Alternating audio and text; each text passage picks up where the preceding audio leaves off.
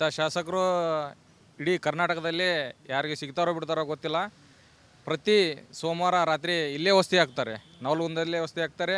ರಾತ್ರಿ 11 ಗಂಟೆ 12 ಗಂಟೆ ಮಟನೂ ನವಲಗುಂದ ಜನತೆಗೆ ಎಲ್ಲ ಜನತೆಗೆ ಸಿಗ್ತಾರೆ. ಮಾರ್ನಿಂಗ್ 6 ಗಂಟೆಗೆ ಹೇಳ್ತಾರೆ ಯಾವುದೇ ವಾರ್ಡಿಗೆ ಹೋಗಬೇಕು, ಯಾವ ವಾರ್ಡ್ನಲ್ಲಿ ಕೆಲಸ ಆಗಬೇಕು, ಯಾವ ಜನರಿಗೆ ಕಷ್ಟ ಇದೆ ಅವನ್ನೆಲ್ಲನೂ ಬೆಳಗ್ಗೆ 6 ಗಂಟೆಗೆ ಹೇಳ್ತಾರೆ. ರಾತ್ರಿ ಮಲ್ಕೊಳ್ಳೋದು 12 ಗಂಟೆ ಆಗುತ್ತೆ ನಮ್ಮ ಸಾಹೇಬರು.